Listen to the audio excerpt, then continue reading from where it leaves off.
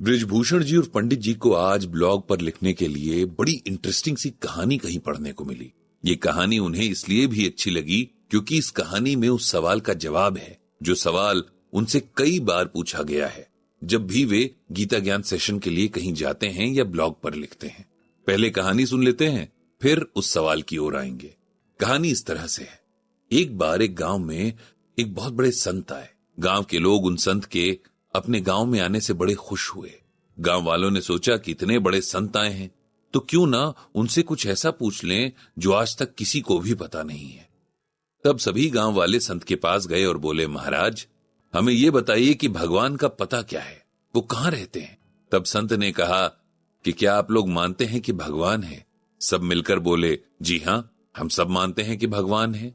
इस बात पर संत बोले, जब आप सब ये मानते हैं तो सवाल ही खत्म हो गया, क्योंकि जिसके बारे में सब जानते हैं कि वो है, उसका पता तो सबको होना चाहिए।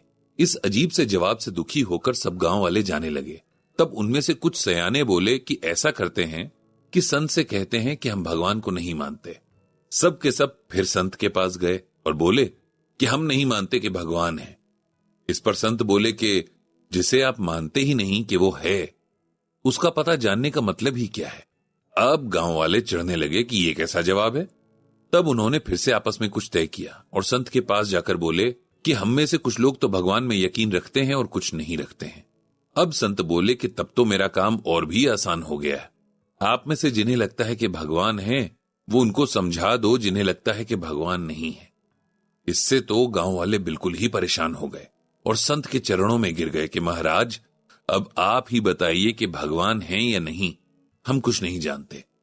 संत बोले कि अब आप लोग सही लाइन पर हैं, क्योंकि अगर मन में परसेप्शन रखते हुए हम किसी सवाल का जवाब ढूंढते हैं तो इसका मतलब हम वही ढूंढ रहे हैं जो हमारा मन पहले ही मानता है। जब तक किसी बात के लिए हम न्यूट्रल नहीं होंगे तब तक सही जवाब मिलना मुश्किल है। ये कहानी उन सवालों का जवाब है जो लोग पंडित जी से गीता ज्ञान के बारे में ये पूछते हैं कि क्या गीता ज्ञान समझ पाना और अपनी लाइफ में उसे अप्लाई करना मुश्किल है। ज्यादातर लोगों को यही लगता है कि ऐसा है और इसी वजह से वे गीता ज्ञान या तो जानते नहीं या जानना नहीं चाहते, ये थोड़ा बहुत जानकर मान लेते हैं कि ये उनके बस की बात नहीं। पंडित जी अपने हर सेशन में यही कहते हैं कि बिना जाने या पूरी तरह समझे किसी भी बात के लिए मन में धारणा नहीं बनानी चाहिए। लेकिन लोग इस बात को समझते कहां हैं। ऐसा ही एक इंसिडेंट पंडित जी के साथ अभी कुछ टाइम पहले हुआ था। एक सेशन के दौरान एक महिला ने पंडित जी से सवाल पूछा कि अगर श्रीमद् भगवत गीता कहती है कि किसी को भी मोह में नहीं पड़ना चाहिए तो क्या हम में से हर किसी को सब कुछ छोड़कर सन्यासी नहीं बन जाना चाहिए, क्योंकि दुनिया में रहते हुए, यहाँ के काम करते हुए ये पॉसिबल कहां हो पाता है। हम कितना भी अलग होना चाहें लेकिन हो नहीं पाते। कोई न कोई ऐसी बात या ऐसा काम हो ही जाता है जो हमें मोह माया के जाल में उलझा ही देता है। तब पंडित जी ने उनसे कहा कि आप जो क्वेश्चन कर रही हैं, बिल्कुल यही क्वेश्चन अर्जुन ने भी भगवान श्री कृष्ण से किया था जब भगवान ने उन्हें मोह माया के बारे में बताया था। अर्जुन का कहना था कि दुनिया में रहने से अच्छा वो साधु बनकर जंगल में चले जाएं, ताकि वहां किसी से ना अटैचमेंट होगा, ना नाराजगी होगी, न कोई मोह माया होगा, न कोई दुख होगा। तब भगवान ने कहा था कि आपकी बात ठीक है कि जब एक इंसान का दूसरे इंसान से कांटेक्ट ही नहीं होगा तो फिर कोई मोह भी नहीं होगा। लेकिन ये तो बहुत आसान काम हो गया। आगे भगवान ने अर्जुन को कर्मयोग के बारे में बताया कि दुनिया में रहते हुए, यहाँ के सारे काम करते हुए, रिश्ते निभाते हुए भी जो इंसान मोह माया से दूर रहता है वो कर्मयोगी कहलाता है, और जो इस कर्मयोग के रास्ते पर नहीं चलता है उसके लिए भी भगवान ने कहा है, ये त्वे तदभ्य सूयंतो नानुतिष्ठन्ति ते मतम सर्व ज्ञानिनम मूढ़ांस्तान विद्धि नष्टा चेतसः। भगवान कहते हैं कि हे अर्जुन, जो मनुष्य मुझ में दोषारोपण करते हुए मेरे मत के अनुसार नहीं चलते हैं, उन मूर्खों को तू संपूर्ण ज्ञानों में मोहित और नष्ट होते हुए ही समझ। इस श्लोक को सिंपल वर्ड्स में ऐसे समझिए कि बहुत लोग होते हैं जो भगवान के बताए रास्ते पर न चलते हुए उस रास्ते पर ही शक करते हुए सवाल उठाते हैं। ऐसे लोग खुद को बहुत ज्ञानी मानते हुए भी मूर्ख ही हैं। जब अर्जुन अपने भाइयों, गुरुओं और दोस्तों को युद्ध में देखकर दुखी थे, तब भगवान ने उन्हें कर्मयोग के बारे में बताया था।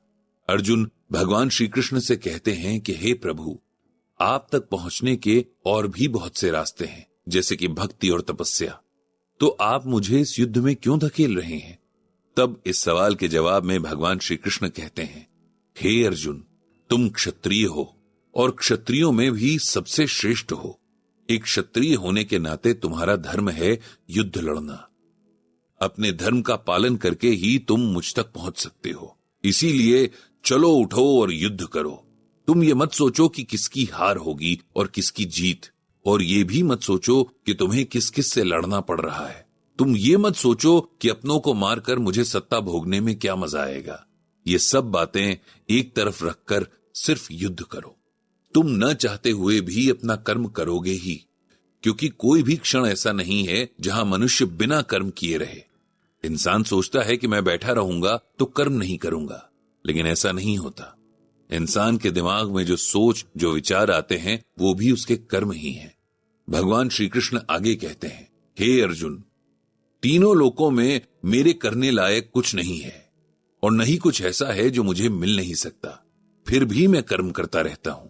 यदि मैं कर्म नहीं करूंगा तब तो बड़ी हानि हो जाएगी, क्योंकि सभी लोग मेरे ही कर्म का अनुसरण करते हैं। हे अर्जुन, अज्ञानी इंसान अटैच्ड होकर जिस तरह के कर्म करते हैं, उसी तरह से ज्ञानी व्यक्ति भी कर्म करता है। लेकिन ज्ञानी इंसान डिटैच्ड होकर केवल दूसरों की भलाई के लिए काम करते हैं। इसीलिए उन्हें कर्म बंधन के कारण सुख और दुख को नहीं भोगना होता है। अभी तक के गीता ज्ञान से ये एकदम क्लियर है कि कर्म ही हमें बांधते हैं और कर्म ही मुक्त करते हैं। फर्क इससे पड़ता है कि हम कैसे कर्म करते हैं। इतना कहकर पंडित जी ने अपनी बात खत्म की।